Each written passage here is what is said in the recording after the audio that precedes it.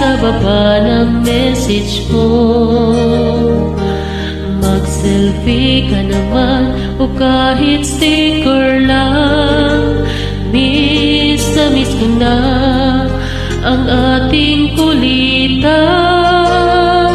Kung ba't kasi magkaiba tayo ng oras, chatmate ko tuwing tulog ka, ako'y gising.